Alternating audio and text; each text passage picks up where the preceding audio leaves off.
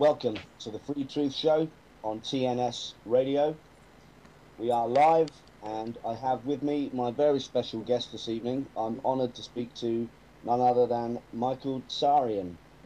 We're going to give a brief bio, and then we'll get him in to say hello to you all.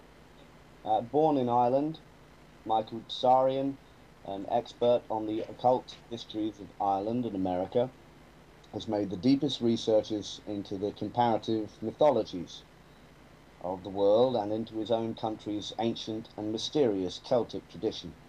His presentations on Atlantis and the origins of evil have been acclaimed by veterans in the field of paranormal research, in the traditions of Comyns Beaumont, Ignatius Donnelly, Emmanuel Velikovsky, William Bramley, and Eric von Daniken. Michael considers the consequences to civilization of extraterrestrial involvement and seeks to clarify many of the quandaries that other visitation experts have overlooked. His book clarifies the disinformation about Atlantis and the lost continents of prehistory.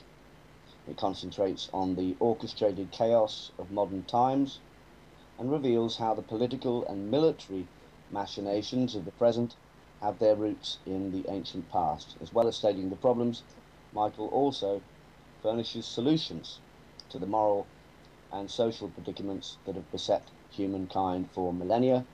It's my great honour to welcome Michael Tsarion to the show. How are you, sir? Thank you, Patrick. I'm very well. Appreciate the invitation. The pleasure is all mine. And we have lots of people in the chat box there, so perhaps later, if anybody has any questions, if that's okay with you, Michael, they fire them into the chat box. And how do you feel about that later? Oh, lovely. Sure, absolutely. Okay. We are live on TNS Radio with Michael Tsarion.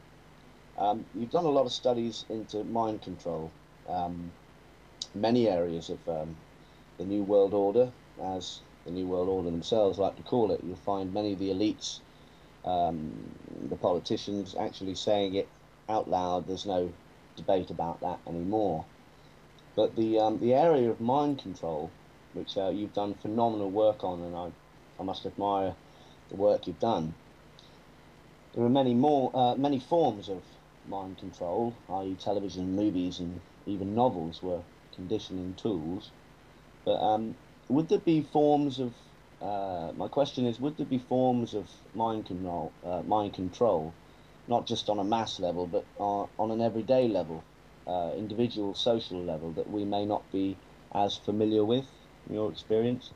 Oh, yes. In fact, that was the theme of the very last talk I did in California at the Brian Hall's Conspiracy Con. I've been long wanting to get into that, but of course I had to kind of do a lot of things in my life I've had to do in reverse. In order to make sure that the background of things was sketched in. I had to do that with Atlantis before I wrote the Irish Origins books, and I had to do it with mind control because you have to, it's such an incredible subject that you have to, or I at least decided to focus on the pretty much provable, discernible, external versions, which of course have been wonderfully covered by many people before me. I just collated a lot of their work. In fact, my DVD, Architects of Control, is actually dedicated to Jim Keith, who is really the expert on mind control and the various technologies that are being used. Yeah. And there's many others. But coming back more to your question, the idea was to make people aware on that level that this kind of thing happens on social level, because what I really have been wanting to do is get into the much deeper and darker question of auto-hypnosis, which is the person's ability, the human being's ability, to basically live in a phantasmagoria, in a state of auto-hypnosis. And of course, why that is so interesting to me is because it will then incorporate the kind of preposterous elements of religion, the preposterous elements of government, the crazy things we do to one another, the crazy dynamics that we see operating in family units, or say in sports, or in any kind of other collective, but I sort of did it in reverse. And so at Brian Hall's conference, that was the first time I ever got a chance to actually speak about this phenomena that hasn't gone into very deeply. Well, Fritz Springmeier is one of the names that crops up in your talks often. Yeah. Um, any idea if they'll ever let him out? I mean, I'll take one look at this guy, and he's obviously not a bank robber. The feds did a number on him and confiscated all his papers and shut him up. It's a great loss to the people who seek to free themselves from the ranks of the elite. Are there any others that would have been discouraged by that, do you think, that would otherwise be out there sort of doing the good work he was doing? I think a lot of people are discouraged because fear, of course, is an element of mind control. People don't realize that. Yeah, A part of the auto hypnosis I'm talking about is fear, and therefore many of the people that the system realizes are just too strong and too loud, or their audience is bigger. Of course, Fritz Springmeier spoke to a largely Christian audience, and therefore that's a big audience. That's a big cash crop for the system, so they went after him. They've gone after others. They've jailed people for 99 years who haven't even committed a crime. Ezra Pound was incarcerated in a lunatic asylum. He's known as America's greatest poet. And you can't even mention the umpteen other great names, including, by the way, James Joyce and Ernest Hemingway, and several others that would have not even been heard of had it not been for him.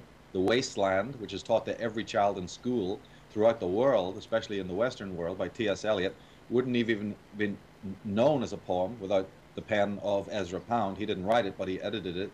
And he's known as one of the world's greatest poets and experts on Chinese poetry, the poetry of the Provençal, etc., etc., etc. One of the giant intellects of our time. But they drag him into court and accuse him of treason. yeah, And lock him up not in a prison, but in a lunatic asylum. Then we have Tesla. Then we have Then we have Wilhelm Reich, and we have Eustace Mullins telling the story of how for 30 years, long after the death of Hoover, he's still being tracked by the FBI for no reason. They're jumping out of bushes. They're taking his photographs. They're stalking the guy long after any semblance of any legalistic, any type of real reason for doing this, and yet they still did it just to hassle him. well, pre-crime is something that's come to the fore again since the Soviet Union. That seems to be rearing its ugly head again, the collectivist Soviet model they seem to prefer. Right. Good point. You could be locked up in Russia for telling a joke about your carpenter co-worker, anyone that. So that's a kind of pre-crime in itself to lock up authors. Is his work published? Did anything survive? Oh, of course it did. Absolutely. Yeah. Academically, luckily, he still has that tacit respect, But of course, then Russia is a good case in point. We have Solzhenitsyn being, incarcerated for years and years and years in the gulags. This is another great intellectual, and there are many, many others who've suffered this kind of fate. And even if it's not a physical incarceration, it will be other kinds of assassination, in the sense that you couldn't get a job, nobody will listen to you, you're considered a kook or whatever. And David Icke jumps to mind. The unbelievable barrage against him in Britain. It was absolutely unbelievable. So there are very, very serious repercussions, and you're right, it will put a lot of other people off. Some people have written anonymously, people have written under pseudonyms. It still goes on today. And again, it gets into the mechanisms of fear. That fear is largely self-imposed. There are legitimate fears, obviously. You don't go and stick your head in the lion's mouth, of course. But at the same time, it also ties very closely into anxiety and people not wanting to leave the box. David Icke has gone into this extensively. Others have as well. Great teachers will do that, to point out the fact that maybe it is a situation in which, a lot of the inhibitions that we have are basically self-imposed. I think that we police each other in our own families and in our relationships and in our peer groups long before we would ever even consider branching out to go to a larger sort of arena, Yeah. And does that tie in with what you were suggesting about the auto-hypnosis of people kind of enslaving themselves?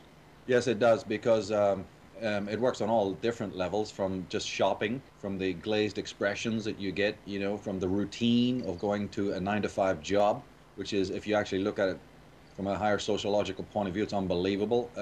That kind of repetition in life, the ubiquitous repetition. It's a form of institutionalization, isn't it? A routine job. Yeah, it ties into the the whole idea of boxes